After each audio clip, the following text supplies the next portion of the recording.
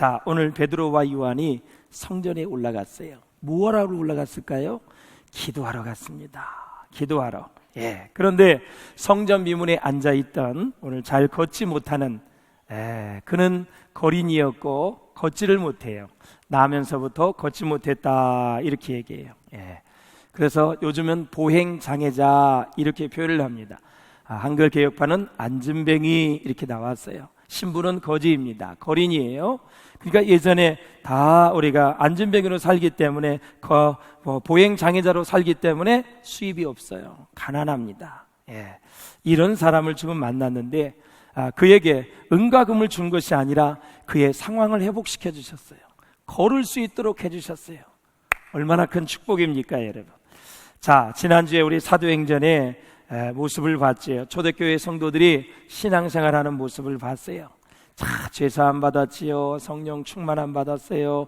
그리고 나니까 막 사도의 가르침을 받고 기도하고 나누고, 그리고 교제하면서 하나님을 찬양하고 뜨겁게 하나님께 예배를 하고, 막 성도를 돌보아주고, 가난한 사람이 없다 그러고, 그리고 다 성도들이, 초대교회 성도들이 즐거웠어요. 얼굴이 밝아요. 다 미소가 넘쳐요. 그리고 기쁨과 감사와 평강이 차고 넘쳤다 그랬어요. 자, 이런 와중에 이제 바람처럼 불처럼 오순절에 성령이 임했거든요. 그래서 이 사도들 제자들이 무엇을 멈추지 않으냐? 개인적으로도 그렇고 공동체적으로도 그렇고 기도하는 것을 멈추지 않았어요. 사랑하는 여러분, 오늘 1절을 한번 보세요. 시작. 제9시의 기도 시간에 베드로와 요한이 성전에 올라갈새. 9시는 환산을 하면 오후 3시가 되겠습니다. 이렇게 기도하는 모습을 볼 때 초대교회 성도들이요, 유대인들이 가졌던 종교의식을 무조건 버리지 않았어요. 하루에 3번, 오전 9시, 정오 12시, 오후 3시에 기도하는 것을 버리지 않았어요. 기도하는 규례에 따라서 성전에 올라가서 기도했어요. 그래서 그들이 굳건한 신앙을 잘 유지할 수 있었고, 중요한 것은 시간을 정하고 규칙적으로 경건 생활을 이어갔다라는 사실이에요. 사랑하는 성도 여러분, 그렇습니다. 성령 충만했는데 그 이후에 경건 생활을 게을리한 것이 아니라 더 열심히 하나님 앞에 기도하면서 하나님의 뜻을 쫓아 살려고 몸부림을 쳤다. 이제 이 제자들의 삶의 사역의 현장이 어디로 이동했어요? 성전으로 이동을 했어요. 성전으로. 자, 시간은 언제입니까? 오후 3시라고 말씀을 드렸어요. 자, 시편 한번 보실까요? 시작. 저녁과 아침에 정오에 내가 근심하여 단식하리니 여호와께서 내 소리를 들으시리로다. 저녁, 아침, 정오, 내가 근심하며 탄식하는 걸 볼 때 이 시인은 무척 힘든 것 같아요. 근심거리가 많이 있었고 탄식할 그러한 삶의 부분이 있었다는 거. 근데 중요한 것은 이 시인은 여호와께서 반드시 내 소리, 기도를 들으신다는 응답의 확신이 있었어요. 사랑하는 여러분, 우리도 기도하기를 쉬는 죄를 범치 말라고 말씀하신 것처럼 여러분 중단 없이 계속 기도할 수 있기를 주의 이름으로 축원합니다. 오후 3시는 기도 시간 중에 하루를 닫는 저녁 기도 시간이에요. 이 베드로와 요한이 이제 성전에 기도하러 올라가다가 스스로 일어설 수 없었던, 나면서부터 걸을 수 없었던 아주 불행한 인생을 만나게 됩니다. 거린이였고요, 나이는 40세 정도 되었다. 아마 태어날 때부터 여러분 거린이로 살 수 없지요. 걷지도 못했는데 어떻게 구걸을 하겠어요? 그래서 많은 성서 추석학자들이 아마 15세부터 그러지 않았을까, 줄곧 잡아서 한 25년 동안을 성전 미문에서 구걸 활동을 했다, 이렇게 보고 있습니다. 짧은 시간이 아니죠. 이렇게 베드로와 요한이 오후 3시에 기도했다는 이 사실은, 사랑하는 여러분, 그들의 생각 속에 하나님이 있었다는 사실이에요. 성령이 충만하니까 그들이 생각 속에 하나님을 기쁘시게 하려는 마음들이 많이 있었고, 성령이 충만하면 다 살리는 쪽에 관심이 있습니다. 병든 자가 있으면 기도해주고 싶고, 가난한 사람이 있으면 도와주고 싶고, 구원받지 못한 불신자가 있으면 전도하고 싶고, 복음을 전하고 싶은 생각이 드는 거예요. 그러나 마귀의 지배를 받으면 여러분 하나님의 깊은 생각과 하나님의 원하시는 것을 이루어 드릴 수가 없다라는 거예요. 그래서 이들이 성령이 충만하니까 그들의 마음속에 하나님으로 가득 차고 기도하는 마음이 생겼어요.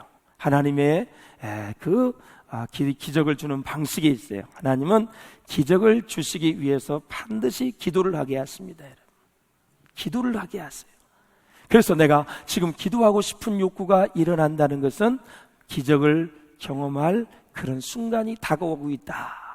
내가 지금 기도하고 있었는데 기도하기 싫고 기도하지 않는다. 우리는 계속 악한 영의 영향을 받을 가능성이 참으로 많다는 수 있다는 것을 기억하셔야 돼요. 그래서 기도는 언제나 그렇듯이 기적을 준비하고 문제를 해결해 줍니다. 믿습니까 여러분? 성경을 보면 기적은 기도하는 자에게 일어납니다.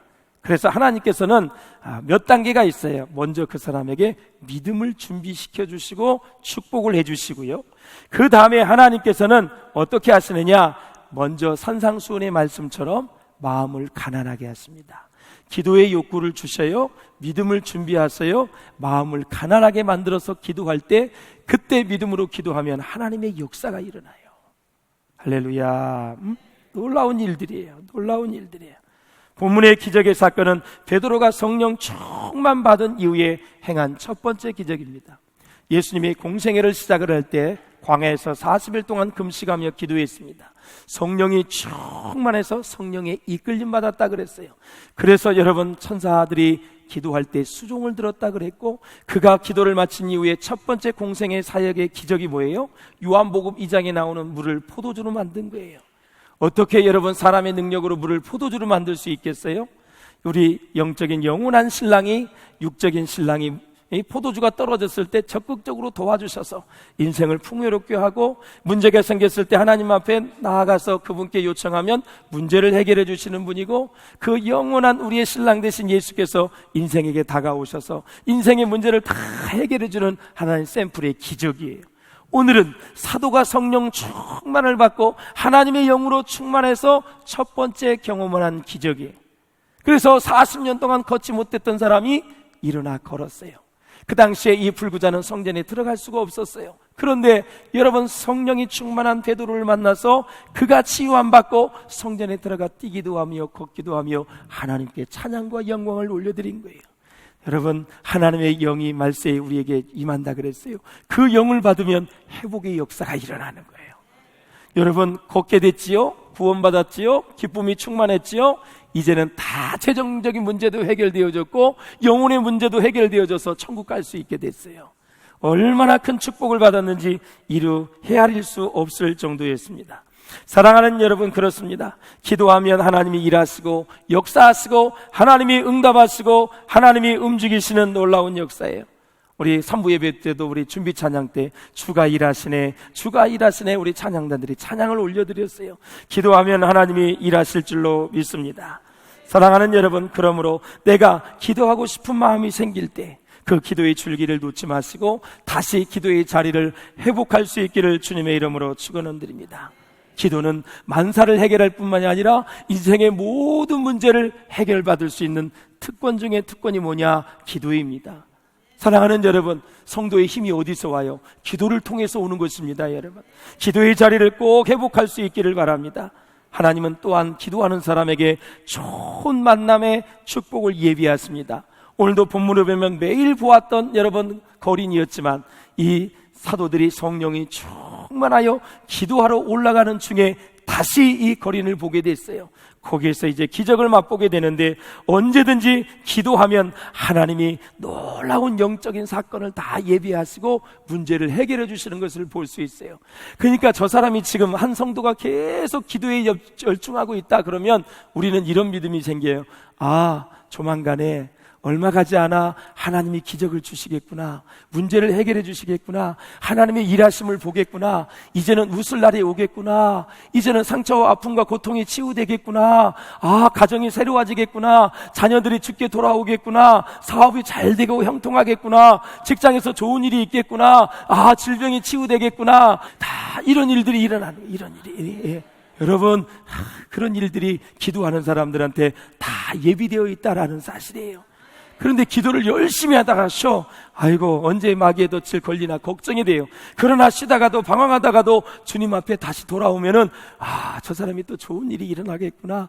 하나님이 일하시게 했으니 하나님은 좋은 선한 것을 주시고 각종 좋은 은사와 선물을 하늘로부터 주신다고 했는데 이제는 좋은 일만 있겠구나.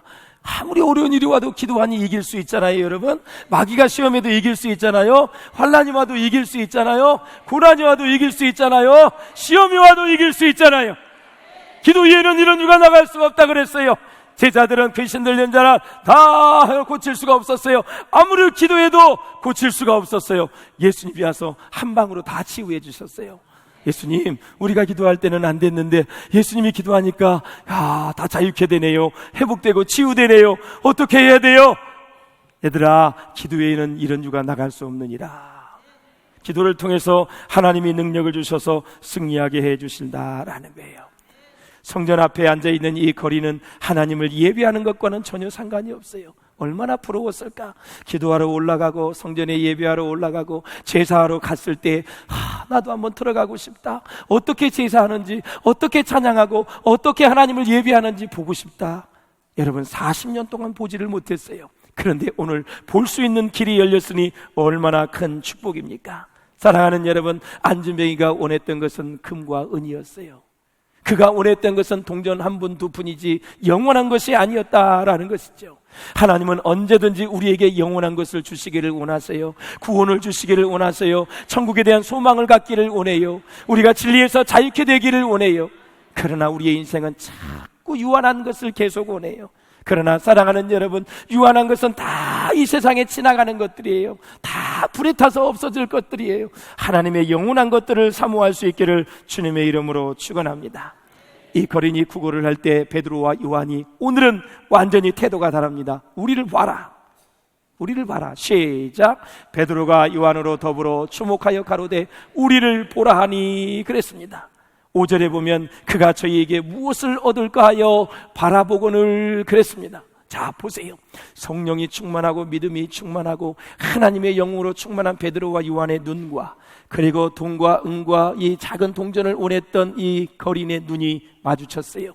야, 불꽃 같은 눈이, 야, 오늘은 얼마를 줄려나, 동전을 몇 푼을 줄려나, 그러한 세상적인 가치관으로 바라보았던 눈과 하나님의 능력과 하나님의 눈과 아버지의 관점과 성령의 능력이 지금 딱 부딪혔는데 성령의 능력이 세상적인 가치관을 완전히 환몰시켰습니다.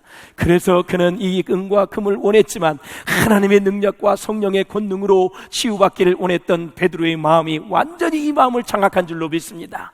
여기는 성령의 능력이 있기 때문에 그렇습니다. 할렐루야. 성령의 권능이 있기 때문에 그래요. 사랑하는 여러분, 하늘의 가치관을 가지고 세상의 가치관을 완전히 제압할 수 있기를 주의 이름으로 축원합니다. 이 세상의 가치관이 활동하면 마음이 괴로워져요. 걱정 근심이 많이 있어요. 불안해요. 언제 돈이 잊어버릴까, 언제 아플까, 별것들 우리가 걱정 근심이 많이 있지만 영원한 것으로 충만하고 하나님의 영으로 충만하면 세상 별거 아니에요. 다 하나님의 능력과 진리의 말씀으로 승리하게 될 줄로 믿습니다. 여러분, 베드로는 성령에 충만하여 이제 안진뱅이를 불쌍히 여겼어요. 사랑과 긍휼의 눈으로 바라보았어요. 그의 마음이 성령이 충만하니 하늘 아버지의 마음으로 그를 바라보기 시작을 했어요.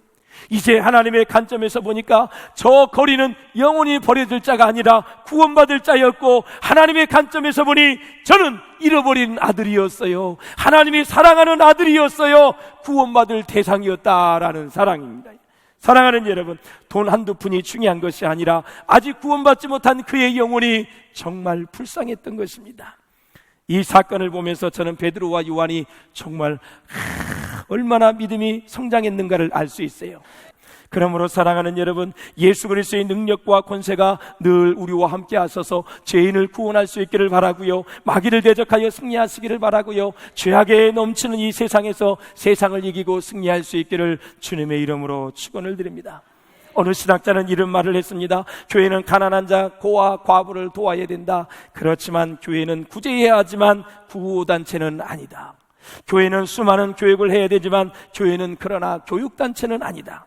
교회는 수많은 병을 치료하고 고쳐야 한다. 그러나 교회는 의료기관은 아니다. 교회는 세상을 개혁해야 된다. 그러나 개혁단체는 아니다. 교회는 시대의 공의와 정의를 실현해야 된다. 실천해야 된다. 그러나 교회는 정의 실천단체는 아니다. 다만 이 모든 것들이 실천되고 가능될 수 있도록 영적으로 돕고 후원하는 것이 바로 교회이다. 그래서 교회는 죽어가는 영혼을 예수 그리스도의 십자가의 보혈의 복음을 선포해서 구원받아 천국 백성 만드는 구원의 방주의 역할이 본질인 줄로 믿습니다. 사랑하는 여러분, 베드로에게는 자기에게는 은과 근이 없다고 이 보행 장애자에게 미안한 말을 합니다. 그러나 나사렛 예수 그리스도의 이름으로 걸으라 그랬어요. 어마어마한 선포입니다. 자신 있게 선포했는데 얘가 못 걸어. 그러면 그 거지는 또 뭐라 그럴까요? 아이고, 돈 한 푼이나 주시지 뭘 또 뭐 이름으로 걸으라 말으라. 야, 그러니까 베드로가 얼마나 성령이 충만한지를 알 수 있대요. 반드시 예수의 이름으로 선포하면 일어날 줄로 믿는 믿음이 그에게 있었던 거예요. 성령 충만하다고 예수의 이름으로 걸으라. 아이고, 웃기게 있네. 웃기게 있네. 돈이나 한 푼 주시오. 이렇게 했으면 얼마나 하나님의 권위가 떨어지겠어요. 그런데 예수 이름으로 선포했을 때 발과 발목에 힘을 얻었어요. 여러분, 모든 것은 그래서 예수 그리스도의 이름으로 원리에 따라서 나가면 반드시 역사하게 될 줄로 믿습니다. 기도하고 싶은 마음, 치료되고 싶은 마음, 이런 게 일어날 때 그 다음에 믿음을 주시고 가난한 마음을 주시고 그렇게 사랑의 마음이 있고 주의 영이 충만하여 선포할 때 그때 역사가 일어나는 거예요. 하나님이 낳고자 하는 마음을 주시고 기도의 능력을 주시고 그리고 사랑의 마음을 주시고 믿음을 주시고 그때 주의 영이 역사할 때 놀라운 믿음과 믿음이 부딪힐 때 영적인 스파크가 일어나면서 하나님의 역사가 일어나는 거예요. 할렐루야.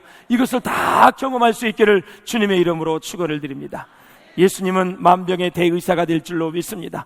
오늘 본문의 사건을 통해서 보면 정령역과의 대의사가 된 줄로 믿습니다. 믿음을 가지고 선포할 때 기적은 언제든지 일어날 수 있다는 사실을 믿고 여러분 믿음으로 기도받을 수 있기를 또 기도할 수 있기를 주의 이름으로 축원을 드립니다. 중세에 이런 일이 있었어요. 십자군 전쟁이 한창이었어요. 그러니까 기독교가 자꾸 밀리니까 뭐라 그러냐면 십자군 전쟁에 참가하면 천국에 갈 수 있다고 선포를 했어요. 그러니까 많은 젊은이들이 이 남자들이 십자군 전쟁에 들어갔는데요. 조건이 있었어요. 다 이제 전쟁에 참가하면 천국에 갈 수 있다는 말에 자기 재산을 다 수도원이나 교회에 다 헌금을 해버렸어요. 그리고 출전했어요. 그러니까 이 수도원이나 교회가 얼마나 큰 부자가 됐는지 몰라요. 교회에 돈이 차고 넘쳤어요. 그때 어떤 사람이 주교에게 이렇게 말을 했어요. 이제 우리가 돈이 하도 많아서 교회에 돈이 하도 많아서 음과 금은 내게 없거니와 이런 말을 할 수 없게 되었습니다. 이 말을 들은 주교가 하는 말이 뭐라 그러냐면 그러면 우리가 나사렛 예수 그리스도의 이름으로 걸으라 이런 말도 할 수 없게 되었습니다. 그랬어요.